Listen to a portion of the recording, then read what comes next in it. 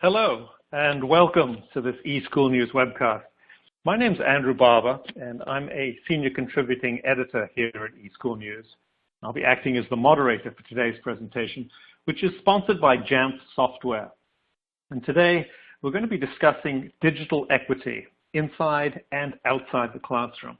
And more specifically, we're going to take a look at how schools can use iPads and mobile device management to ensure that all their students have the technology resources they need. Now, before I hand things over to Dave Saltmarsh, who is our speaker for today, I just want to take a couple of moments to highlight some items on your console. And first, today's event will be recorded. In a couple of days, we'll send out an email to everyone on the call today that contains a link to the recorded event, and you'll also be able to download a PDF of the presentation from that same email. And second, please ask questions. Don't feel as if you have to wait until the end. At any time during the presentation, if you have a question, just type it into the Q&A box on your console and hit the submit button. I hope we'll have 10 or 15 minutes at the end when Dave can answer your questions. We also have a chat function which can be launched via that blue group chat icon down at the bottom of your screen. Please use chat to talk among yourselves or to contact me or the eSchool News team with any technical issues or any other concerns for that matter. However, please don't use the chat function to ask Dave questions. He's simply not going to have time to monitor the chats during his presentation. So if you have a question for Dave, please use the Q&A panel instead. And with that out of the way, let me formally introduce our speaker, who has done numerous presentations for us over the years. Dave Saltmarsh is educational evangelist at Jamp software. He's a career educator who, over the course of 18 years, worked as a classroom teacher turned IT and library director in Arizona and Maine. And in addition to managing all facets of information technology, he's led implementations in one-to-one computers for students, as well as handheld programs, and is focused on personalized learning. Over the last 5 years, he's traveled globally and gained a worldwide perspective on the use of technology in education and business. And Dave has a master's degree in instructional technology and has earned COSIN's Certified Educational Technology Leader distinction. Welcome, Dave. It's a pleasure to have you back with us today. Thank you, Andrew. I appreciate the introduction, and thank you very much for everyone who's joined us today.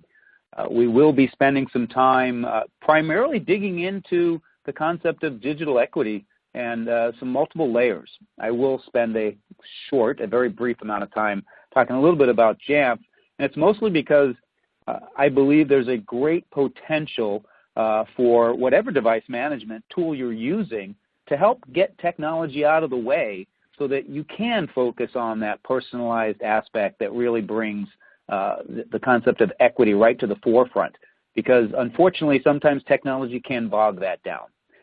Also, what can bog things down is if the device management is solely in the hands of IT, if it's at a higher level and the agile ability can't be managed by the ed tech. And when I say ed tech, that's a large group of people within an organization, but mostly I'm talking about people that are either possibly in the classroom, but mostly right outside the classroom. The roles that were out there supporting teachers for years and years before technology came around, and one of the many things they do is interact with the technology. And can we do things that can help make a more agile environment to support students' individual learning and support equity? I will actually spend a little bit of time, because when I say that, sometimes it's just conceptual. I do want to show that it is actually possible.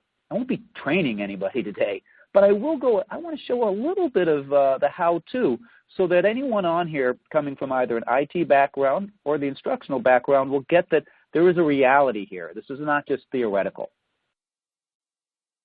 Before I get too far into this, though, I would like to ask a question to you all. Unfortunately, I'm not face-to-face. It is what I prefer. I like to see the head nods. I did get to see the people who signed up. So I didn't have to ask that question. I will ask you to, looks like we skipped ahead accidentally. It's back onto the question page. So I am asking, within your organization, if you are currently in an educational institution, how are iPads, if you have them, being used? like I said, I had another question, and I got to see that we have a lot of people that are in the IT field. We have dozens of classroom teachers and instructional staff. We have some building administrators. We actually also have some higher ed people on today, and so I'm really excited about that because sometimes when I present, I'm speaking to one group or the other. And when I have everybody in the same room, usually I would get some dialogue going. So right here, if you haven't already, if you are using some devices, it would just be really helpful for me to know how you may be using them. I'm going to speak in general terms when I get specifically to iPads and management, but it's good for me to recognize that I need to not assume, and I want to cover the concepts, whether, and in many places it's a shared and it's a combined environment where you have one-to-one with some students and you might have shared by other students, let's say on carts. So I'm going to go ahead and move on. We can take a look really quickly at the results. Hopefully everybody had an opportunity to come in. Not surprised, a lot of shared devices, a lot of combined. So when you look at the groups that have them combined and then also shared, that's more than half. And that's important because I recognize that a trend today is a lot of the device use, especially by iPads, are in the elementary schools or the grades maybe K through 6 or K5.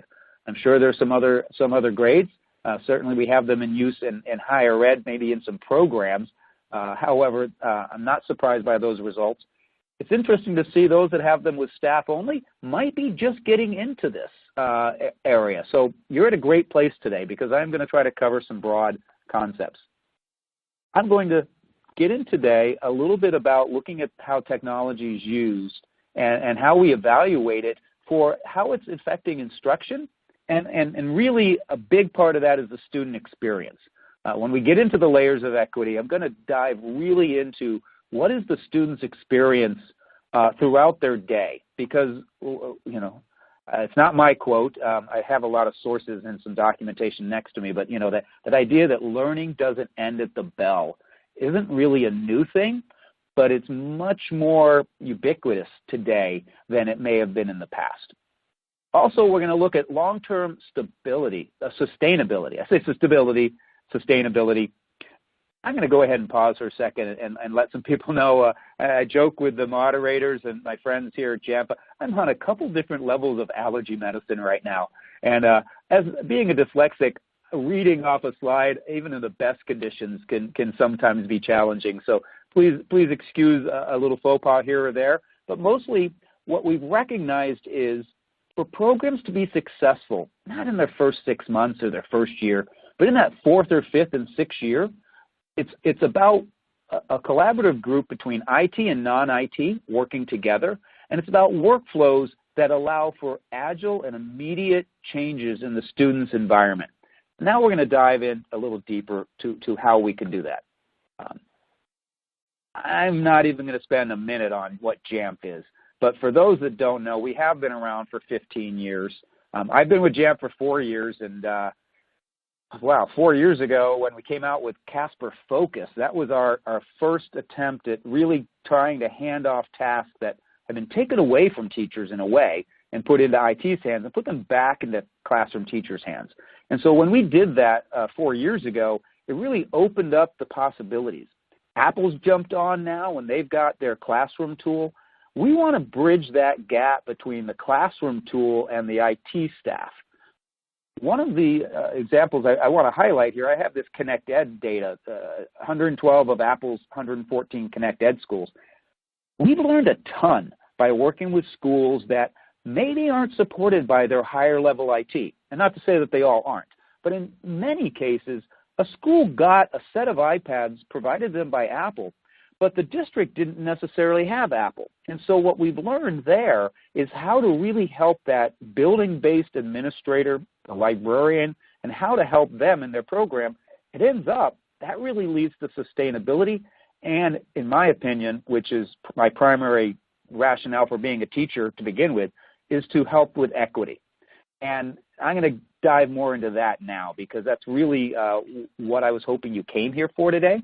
And hopefully when you leave, I've given you some information that gets you thinking and maybe taking some action. And you may actually have some great stories to share. And unfortunately, we can't have that dialogue right now. But In many cases, some of you are probably going to be able to share deeper than I can. Let's background on digital equity. I belong to an organization, and I have since I was back in a school department. And for the last 7 years since I've been out of the school department, I've made sure that when I was at Texas Instruments and now Jamf, we were really involved in COSIN, the Consortium of School Networking. If you're a member, you know all about it. If you're on this call and you're not a member of COSIN, you really have a valuable resource at your disposal. And their work on digital equity is just one aspect of really a very large collection of different topics that cross over. And so COSIN, which briefly, National Organization for School CTOs, primarily K-12. You have some high ed involved in it.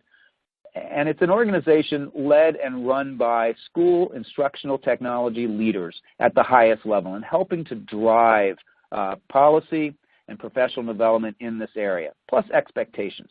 So there's a great digital equity packet that they have on their site, lots of information that's growing constantly. The last little bit of background I want to give, because I was really pointing you to a terrific resource. COSIN reported out to a Pew Research from 2014, and I like to be positive, but unfortunately to say that 25% of our schools actually have a plan for what to do with students when they leave school as far as getting technology and internet is a really low-level number. When you think that 2/3 of our schools don't actually have a plan, that's concerning. When we think about how many millions of households don't have high-speed internet, we need to be taking that in consideration. And lastly on this note is hearing from student surveys that half of them have either difficulty or lack of being able to do their homework due to technology, computers, or internet at home makes us have to make sure that we're thinking well beyond the immediate access that we've been providing students. Now, let me get into the part that I'm really excited about, and I'm likely going to spend more time on this slide than the other stuff I want to get to, and if I do, I guess I'm going to apologize. However, I hope it's worth it. So, for myself, I started with technology in schools at the late 80s, early 90s, and inside the schools, we really were already using curriculum, and we brought the technology in. So initially, it was pretty much obvious that the curriculum was driving our use of technology. Now, as things have changed, that may not be the driver in your organization, but it really primarily should be. Then we start looking at devices. There's all kinds of devices out there, all kinds of options that we have for people. Honestly, providing access to devices in an organization, for me, starts that equity. I know we were talking a lot about BYOD 3 or 4 years ago. I wasn't on that bandwagon. However, I will tell you, I actually initiated a BYOD program in 2008. That's, not contradictory. It was a means to an end. We allowed students to bring their own device. It helped build up capacity, and then we moved to a one-to-one. We wanted that consistency of device and consistency of experience for all of our students. This also goes to whether or not you're moving carts of iPads or devices around, and whether or not those are going to every room on an equitable basis. I can go back a few years, but my daughter, who's graduated college in 5th grade, and I was an IT director in a neighboring district, she didn't go to the computer lab, but the other 5th grade kids did. And in my districts, I wanted to know that no matter who you had for a teacher, you were getting a reasonably equitable level of introduction to technology. And that's certainly a level in schools. Wi-Fi, I remember putting in my first access point to connect portables in 2001. Today it's 2017, and we still have pockets in organizations that don't have equitable access. But mostly that's taken care of. This little wand really is my way of talking about the student experience. And this is probably that 4th level that some people get to and then pause. Is that student experience one size fits all? Is it very restricted and locked down? or is it agile and meets the individual student's needs? And when I think about equity, and whether it's digital equity or just gender equity or social economic or race equity, it's about the experience that the kids have that is equity. It's not equal. It's helping to raise up what they may not have access to otherwise. And so if we have the one-size-fits-all and that's how we set it up and we forget it, then I'm going to say that we're not really meeting those individual needs of the students. And that can get to then looking at how the technology is used. Because I think some people often stop at just prior to this also. If students are in one school only using the technology at a low level, and I'm not going to give a course on SAMR, but in essence, the lower level substitution and augmentation is very basic, often not student-centered, and we want to raise that above. So evaluating how technology is used is really important, because equitable from one grade, one classroom to the next, or one school to the next, or one community to the next, means we have to take a deeper level of how the technology is being used. Is it being used for transformational purposes, or have we settled for basic communication collaboration over, say, multifaceted collaboration, dynamic communication, and better yet, focus on creativity and critical thinking? And those are, again, I'm really trying to spawn some questions. And so the question I'll also ask you is, if you look across the staff of your school or your district or the organization you're interested in or supporting, how well is the professional development across the group? Is it stronger at one school or next, or one grade level? Do certain teachers take more professional development in an area than another? I mean, I started out in the 90s taking professional development as an early teacher, and I chose to focus in on technology. You know, we had to take so many hours my first 2 years. I dove into the technology. Someone else took it more into reading. I probably should have. But my point is it balanced? Is it supported? Because if we look from one community to the next, we may very well see that this one community has all the same hardware, but the teacher staff that they have aren't really, I don't want to say, I definitely don't want to go to the high quality of their content area. I mean more about their preparation and their readiness to help students with technology. It is a layer that we have to examine and make sure is being equitable. This last one, keep in mind I came out of the classroom. I was using technology and then it kind of got taken away from me. And so if I wanted to get it back and help others, I moved on to become an IT and library director. I definitely, even though I have the COSIN certification that shows that I have both sides of the knowledge of the technology background, I rely on my other teammates to help with those really tough technical issues. And I know because I joined a district. This is my third district as a tech director. I got handed a note the first day on the job, and it was by the building principal of the high school from a group of teachers, and it was about one of the technicians, and it said they never want that person coming into their area of the building ever again. And I'm like, wow, if that's true, and keep in mind, if I have 20-something people work for me, that isn't the norm, but think about the lack of support those people get. If you have a competitive technology personalities or conflicts going on, then we probably aren't going to have equitable access. I remember someone who used to get cookies brought to them, and it was like, they shouldn't help you because you brought them cookies. They should help you because you need it. And think about how that impacts a program. If one school has better support than another, then how equitable is that experience all the way down to that student? And I don't want to spend too much time on that topic. I just want to identify that that is one of the elements, and I'll share with you in my doctoral program I'm working on, that's actually a primary focus I have. How can we help that? Because there are wonderful organizations, and that's where COSIN can come into play. COSIN really works to break down those silos and bring those two groups together, and I've seen a lot of success in the schools that are working towards that. The schools that ignore this topic, I would say that everything below that fails a little bit. And it's not the driver, but it might be something we haven't spent enough time on. It's having that unsiloed and from the top-down leadership, a win-win mentality that can support that student's personal experience. Boy, I'd love to pause for some questions here. I probably stirred up a hornet's nest. I'm not solving this right now. I am going to get into some potential things that we can help to do this.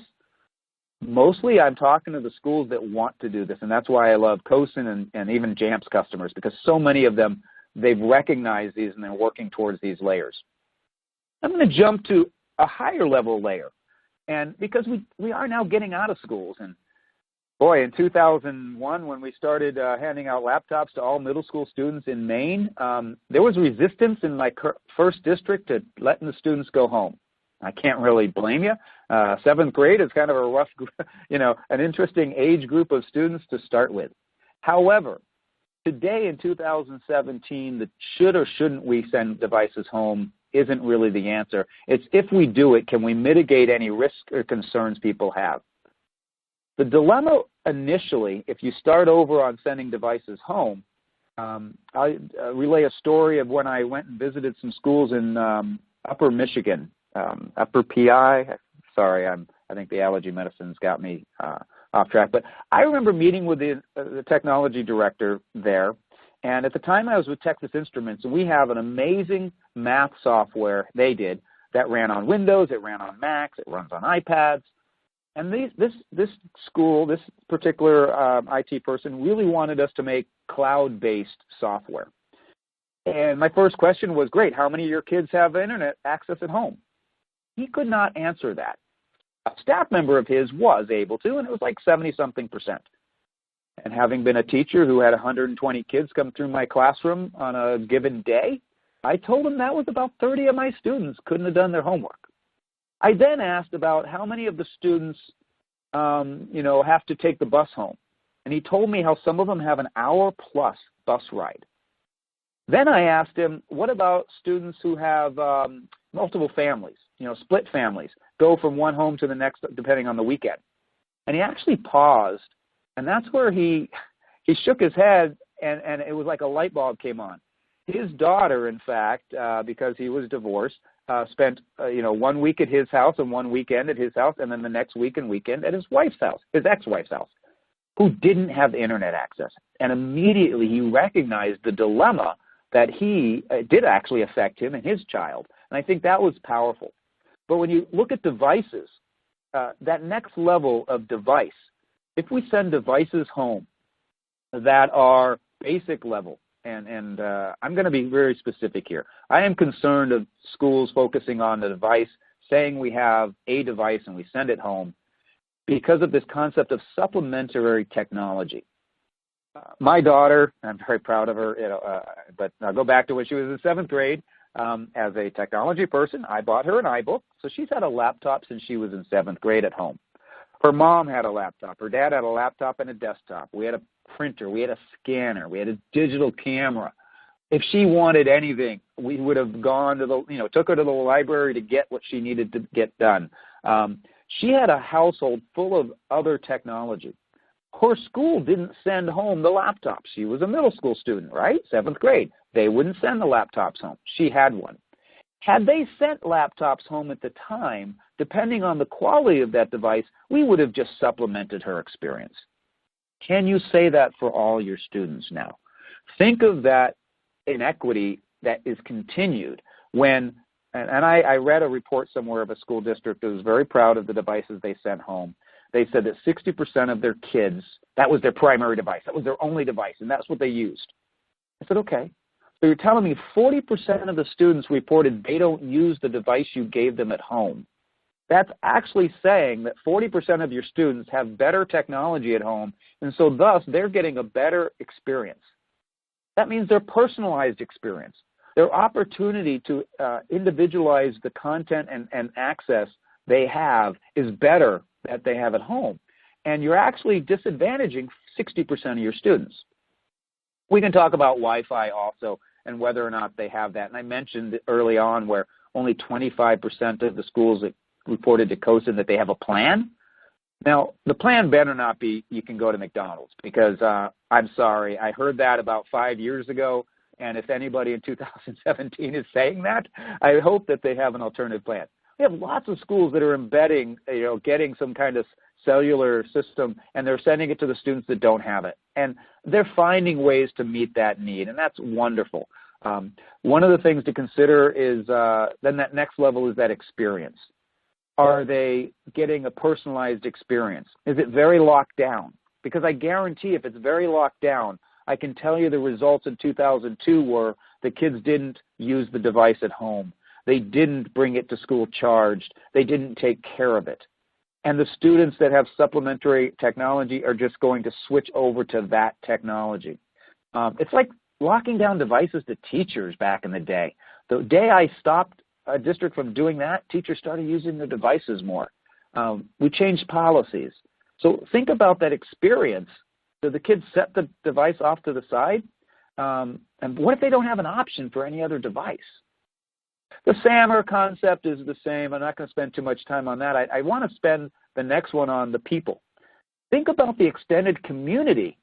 And when I talked about the teachers being ready to support the classroom, what about the parents at home? Okay, like I said, my wife, she's a genius. She was an urban planner for cities, much smarter than I was, very tech savvy. She's a GIS, a mapping person. So my daughter, in fact, even in college, is calling up my wife, helping her with her geography homework and stuff. What if they don't have that? What if their grandparents, unlike my parents who have, of course I have made sure my mother has technology I can support her. Someone goes to extended family. And out in the community, that support, we need to start thinking about support because of that 24/7. I admit I failed a lot. In my last district, we didn't have, and this is good 8 years ago, we really didn't have that plan for students outside of school to get support. I will say that I felt like the technology we have supported them. This also extends to parents. What happens when you start giving a lot of access and privilege to parents? The parents that are tech savvy will thrive. The parents and the community that maybe aren't, are they getting support? Do they have the support to really create that environment at home? So I'm going to move on. I feel like those topics are things I've learned while I've been out visiting schools and learned from my own experience. This next level, and I guess I kind of started talking about it already, getting ahead of myself. The community, we talked about that a little bit. The services that are available outside the community. If I'm in an affluent area, I guarantee my library, my community centers, my place of worship is probably going to have internet access. I get to go sit in Starbucks instead of, going down, not saying going to McDonald's to get access as needed isn't a bad thing, but it shouldn't be my primary. And so here we go with that experience again. What is the customized, personalized experience for that student? It follows them wherever they go, right? But I'm probably going to get into that a little bit more when I get into some details. The last couple things about the community and equity speaks to sustainability, because the funding that's available, I've seen districts where you've had great support for 2-3 years, and the next group comes in, school board or whatnot, and you lose it. Does the community support long-standing sustainability? And a lot of that's going to affect maybe not even the device, but it's probably going to affect the teachers and the professional development. It's probably going to support the support they have. A lot of the things the dollars sustain don't build in these other aspects for long-term success, and we want to make sure that's part of it. And I guess that is that continual thing. Is there a sustainability program? And bringing in the community to this is where I've seen the success from the people I've gone to visit, and that is basically my job. I get to go visit schools all over the world using technology and learn from them, and I try to share back with what I've gained, but what I've seen out in the community of education with technology is that when they really bring in and they think of this from the very beginning, and they have programs that support all the way out in the community, they then have better community support for that sustainable program. Because, like I mentioned earlier, it's, first 6 months of your program, I honestly don't want to go see a presentation on how great things are. I want to be there when you're trying to renew your program on year 3 or 4. And this past year, I can admit, being at Jamp, I've known a lot of our customers for now 4 years. Actually knew some before them because they introduced me to Jamp. And a lot of customers went through their renewal this year.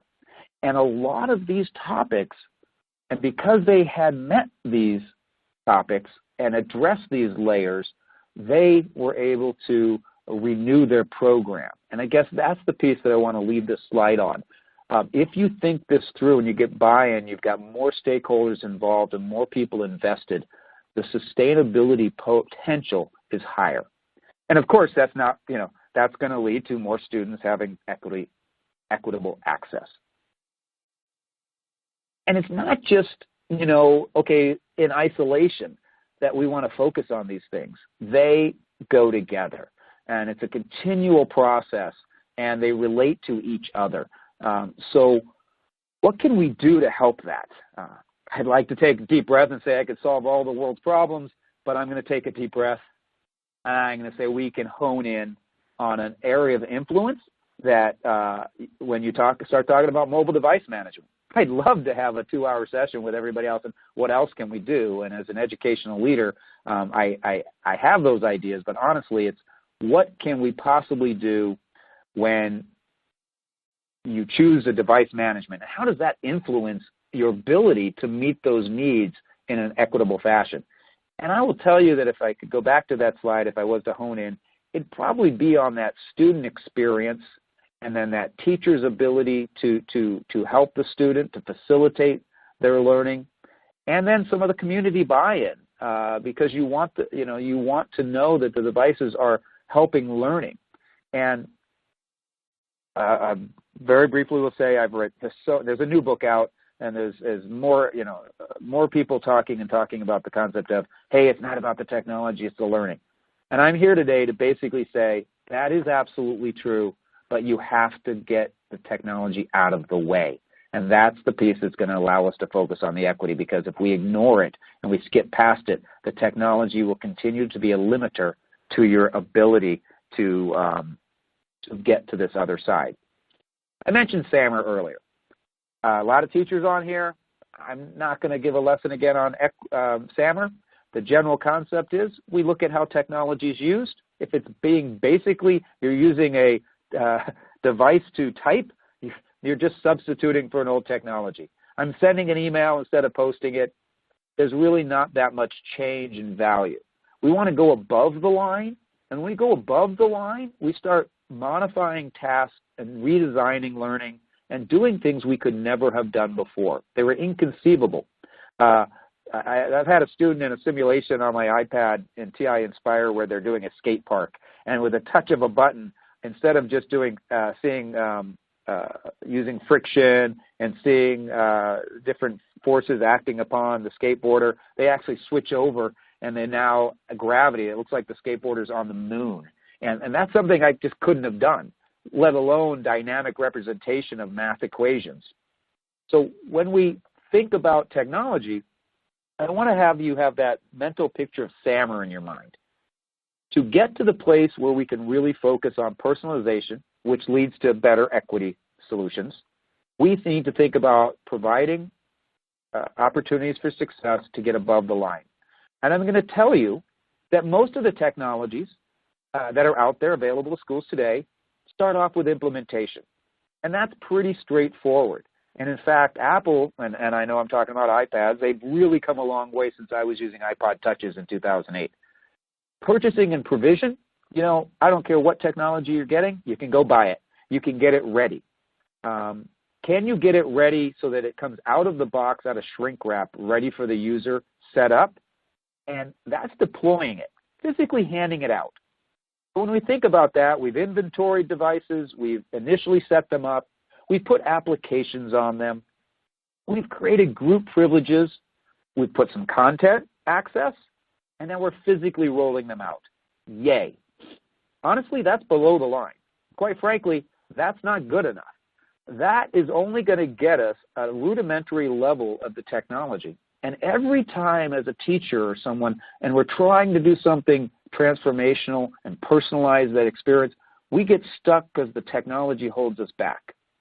What we want to do is move above that line. So where now that this stuff is all pretty much straightforward and easy to do, and different platforms have, different costs perhaps. I focus on the Apple platform. I know that it doesn't cost me anything to get the devices enrolled from Apple into the device management system. That's a workflow on their end. The VPP, the volume purchase program, and the device enrollment program are free, and I can get those devices set up and configured ready with no extra cost from Apple. I do have to have a device management company like Jamp. If it was another platform, I'd also have to have a device management company, but I may be actually paying for those other services. So I've gotten the devices in the hands of people, and I've set them up initially the way I want them. Can we now mass customize that experience? Can we move from a one-size-fits-all? And I went a little bit ahead of myself.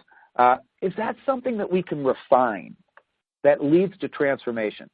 And let me clarify this a little bit. I want to be able to mass customize. That is not an oxymoron. On a large scale, individual privileges, personalized content, and enable the practitioner, the ed tech person in the building. Refinement. On a moment-by-moment basis, can I have dynamic content and agile privileges? Can I, based on a digital citizenship program, say that because Heather, just passed a certain module, she gets the camera? Do I take the App Store away from everybody all the time? Or do I say that my honor roll students get the App Store? Or in what we call self-service categories, I create a category just for kids that are on the honor roll, and they get a half a dozen apps that other kids don't get.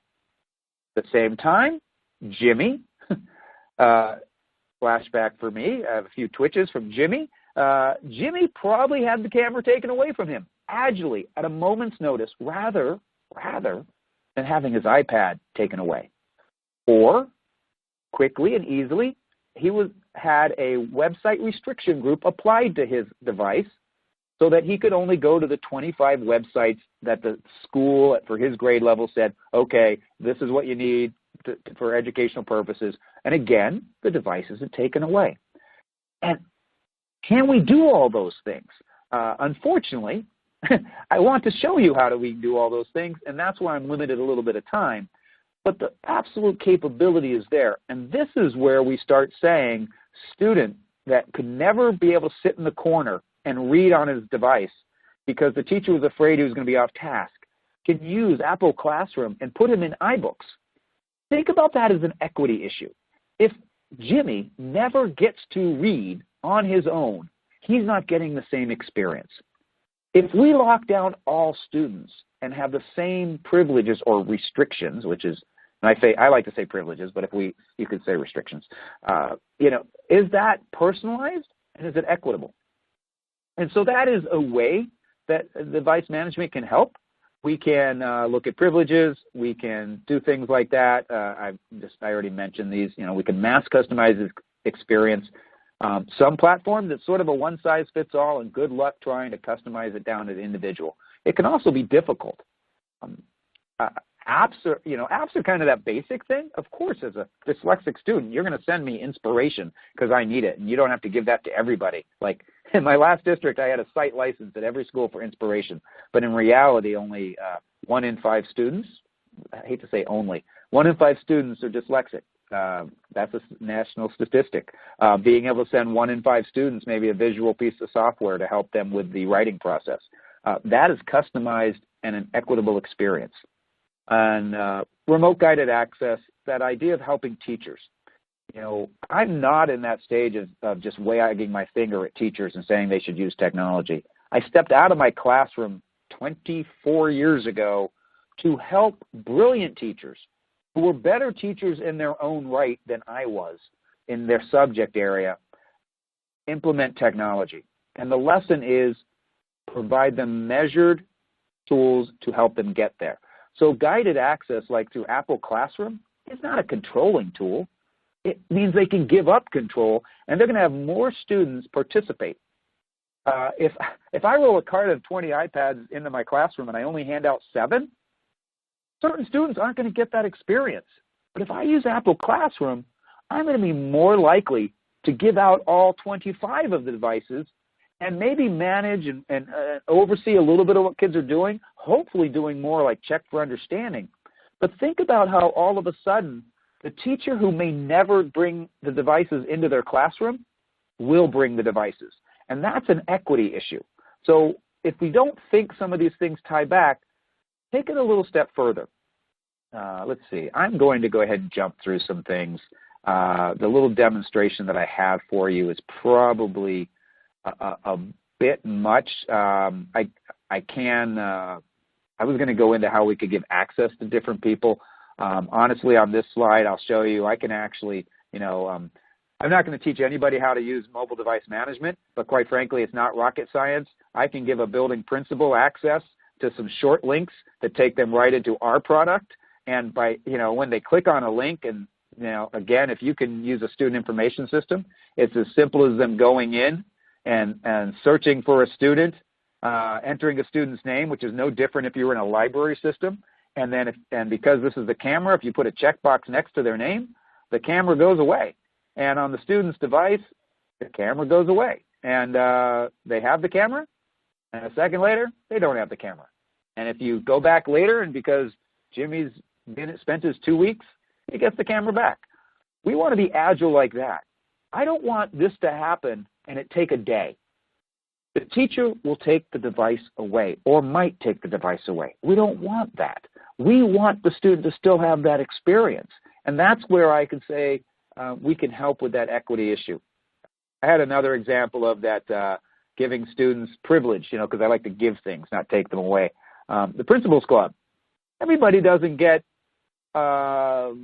whatever the most recent Angry Birds app is that everybody wants. But if they're on the Principals Club, I can go ahead and in a checkbox. This doesn't take an IT person to do this. And that was my overview. I actually have a lot more information at Jamf on how people can do this kind of thing, but it's really just about, a student doesn't have access, and with a click and a checkbox and a save, they all of a sudden have access. And this was the part that I said I was going to skip over a little bit, as I see I'm running short on time.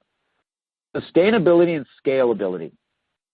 We often overestimate or underestimate this. We underestimate this. The ability to for service-oriented technical support. This is a big concept, the shift to service-oriented technical support. When we think about education and educators, we often think about wanting to get them to use technology more. And I would also say we also want to get IT, if they're not, to be more goal-focused on what are the goals and the mission of the organization. And we should be able to bring those together. It takes leadership. Often there's willing, and it's just about bringing them together. Educators definitely need to be skilled in ICT. And sorry, globally, that's information communication technology. But we may not spend enough time to make sure that's equitable. And, of course, there's political resistance to change. That is something that starts at the leadership level. I'm not giving the silver bullet on this today. I'm just saying that when we go back to these, and if I talk to a lot of our customers, we actually sit down and converse, and it's not just me ranting. We talk a lot about this, how we can do it, and it is something that we have more information on. But it's just what I often see is underestimated. And the last little piece of this, I would say, is we really need to get looking at, when we think about equity, it's not just access. It isn't just giving a student a device and saying, yay, I feel great. It's the usage. What kind of level of usage do they have for access? What level of teacher effectiveness and instructional practices are being used? That is an equitable issue. And, what is the potential for the student's experience to be transformed? My daughter sat on her bed and without any teacher telling her to, was learning music and going and learning different things and using GarageBand to make music. And is that another student getting that same opportunity for whatever makes them tick, whatever thing that really makes them tick that's beyond the classroom. We want to make sure that we're giving students potential beyond the classroom. Classroom's important. There's still equity issues there. Let's see. I am going to go ahead and skip through. I hope that you recognize that today I've been talking to all kinds of different people. These are all the different kinds of people I'm talking about can have access to something like Jamp Pro to help make things happen. I am, Andrews, I'm sure you're looking at your clock. I'm actually going to skip some slides. I'm going to tell some people that, we have actually more webinars at jamp.com, but quite frankly, if you're a technical person, you really want to see the how-to, we can help follow that up. I really want to spend more time on the equity issue. We know that we can have people from across an organization access mobile device management and be able to do a lot of the functions that were once in the hands of only IT. We put a lot of that right in the hands of the end user in what's called self-service. And sometimes when you're skipping slides, I need to pause just for a second and see what I might have missed. I mentioned how we have a lot of examples on our site of people that are doing what I'm talking about. We have lots of discussion boards. And sorry that I skipped this last little bit. Before we go to questions with Andrew, I will tell you that if you happen to be a customer of Jamp, I am doing a beta of actually some of the how-tos on giving tasks to non-IT, something that I actually have a webinar on, but I actually have a beta. Andrew, in a moment, once you've asked some questions, I'll put out what my email is. I have an opportunity for some people to be able to join that beta of some of the training that I have. That's a solicited piece because I know some people might have been sitting on this and wanted a little bit more how-to, but I tried to keep it at that higher level. Andrew, I know you're saying you don't have a lot of questions, and I didn't read that, but go ahead, Andrew. All right. Well, Dave, thank you so much. I mean, that was really interesting, and I'm sorry that you did have to move through some of your slides more quickly than you wanted to because it was extremely interesting hearing that unfold. So, perhaps over the next 10 minutes we can go back to some of that if you want to. But one of the, let's take some time for the questions that we have that have come in from the audience. And I just want to come to something you mentioned early on, and you talked about how early on you did handle a BYOD implementation at a school. And, in terms of equity, are you seeing schools that have espoused BYOD, are they supplying devices to kids who can't afford these devices? And if so, is it sort of like the free or reduced lunch program? How are they making that cutoff? And have you seen anything like that where you've got a blended mix of BYOD and assigned devices? Andrew, I recognize that was kind of the trend when BYOD was trying to get off the ground. What I'd like to switch that statement to thinking about, again, even if you give devices to all students, we have this issue of a large majority not having internet access. So what I'm seeing where you said using the free and reduced lunch, using different funds based on that for giving students internet access. Maybe that there's Kajin is a great, people send little portable hotspots home with kids, and they do that. It's a way to get them equitable access. Yes, people were, what I saw a lot of with BYOD is people would buy some devices so if kids came into the classroom, they would use what the school had. The dilemma is, again, that was only thinking of while they were in school. You weren't seeing so many people send a separate device. I have seen on a small scale, and this, where they say, okay, what do you already have? Okay, these kids already have something. It's not unheard of. I just not have seen that. I've not seen that out in the field, and as on a scale other than one-off here or there, where somebody says what we've just done is we've surveyed. And I'll tell you, I did this in 2008. We surveyed all our students. and I'll just pick one of our schools, had 1,000 kids. 350 of them already had their own device. We had 250 devices on a cart. We had so many, so we were actually, that's when we supplemented with iPod Touches at the time. We provided an opportunity for students who didn't have something to buy an iPod Touch, but it was a means to an end because we knew that wasn't going to be equitable to the same thing as a student who had a full Windows device or a full iBook or at the time, some type of Apple laptop. Somebody had a PS2, I remember. It's like, okay, they could access some stuff, but that was, think about all the things we said, it wasn't there. It's more today about finding out who's lacking in access and giving them some ability to have internet access and or a device that doesn't necessarily need to have internet access to have all of its primary capabilities. That's that other piece. Some schools can't. When I say that 25% of the schools have a plan, their plan could be they're sending home a device that needs internet for some stuff, but the student can do all the creativity and all the critical thinking kind of aspects on that device. That's actually their plan. So I guess I would be focusing, their attention is more on the kids that have without, related to that. Okay. Sorry if I went off that topic a little. Yeah, I think you very appropriately reframed that from talking about the device to the broader issues of access. But once again, I just want to follow up on this BYOD idea and MDM. And if you have people, as students, bringing their own devices in, and you have mobile device management, are you able to use their devices? These are personal, private devices, and put MDM on it, or how is that handled?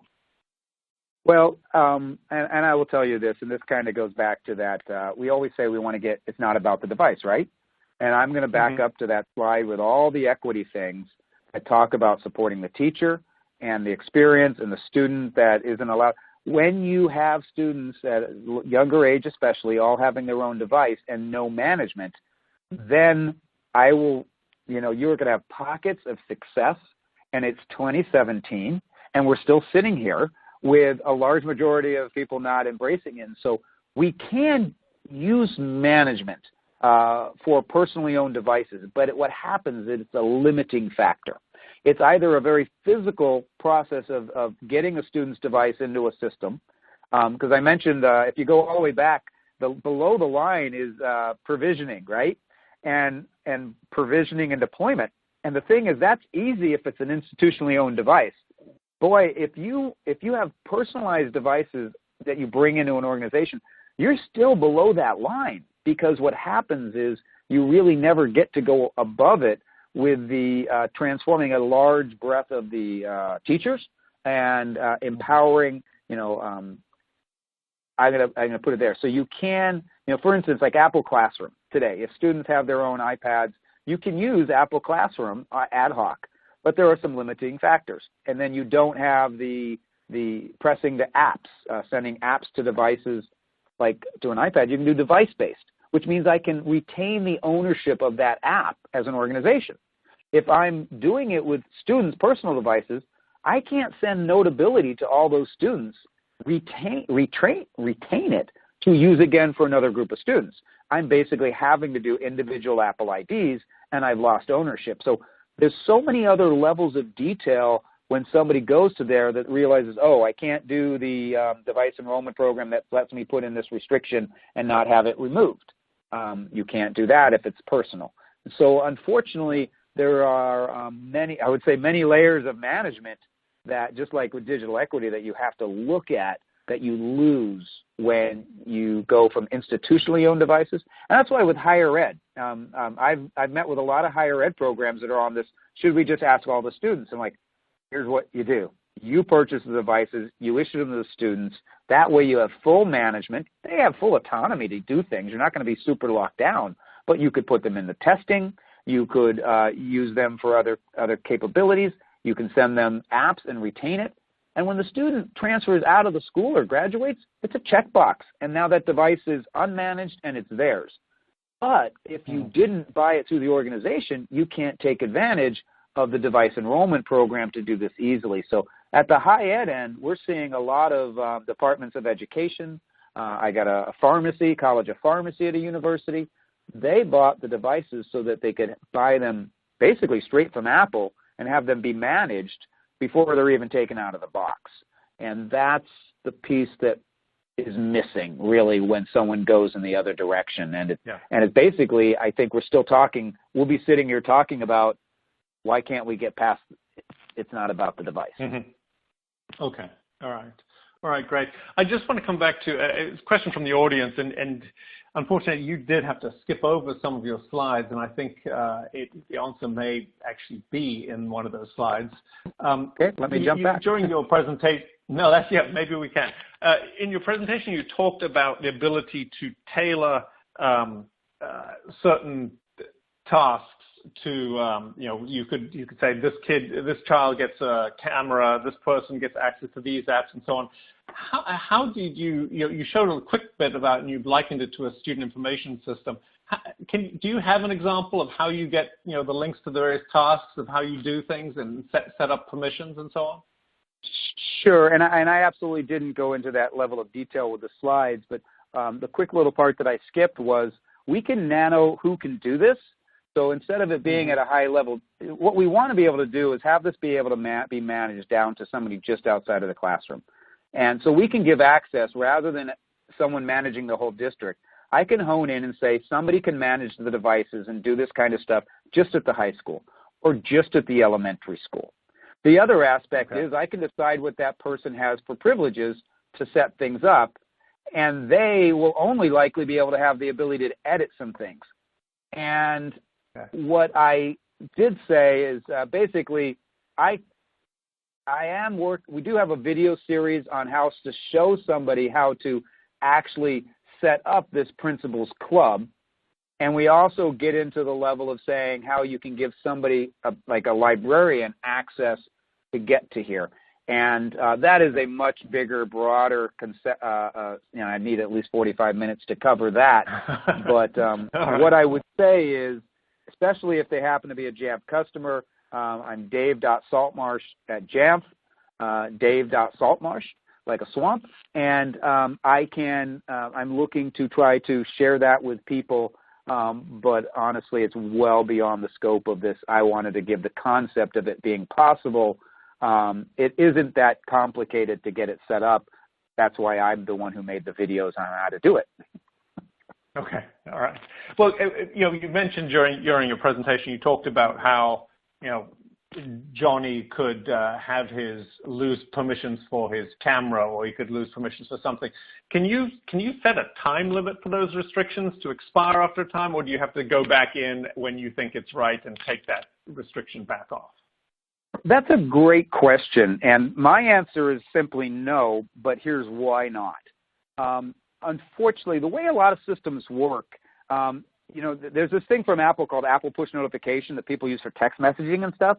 And so you're basically going to this magic place and you're sending a message that sits in a queue. And the dilemma is that it's not reliable. While we've avoided doing the time-based stuff and then turn it off, we haven't done to that because of the unreliability, I would have to say, of making sure that thing triggers properly. However, it's been something people have asked quite a bit. I will say that maybe some other system does it. I can speak to why we have yet to do it, and it's that consistency that we're afraid of. Imagine a student at home and it not turning off when it should have, and how that's going to impact their learning. That is actually a dilemma we haven't solved yet, I guess I would say. Okay. All right. Well, that's probably all the time we have left for questions today. But before we sign off, I do want to ask everyone in the audience one quick poll question, if they just take the time to quickly answer this one. Are you interested in learning more about Jamf and digital equity? And that pretty much wraps it up for today. Dave, thank you again for an excellent presentation. You've done this you've done many presentations over the months and years, and as ever, this was excellent. And I would also like to thank Jamp for its support today. And one final reminder to everyone before we sign off, we will be sending out an email to all attendees when the recording of the webinar is ready. So thank you, everyone, and this concludes today's webcast.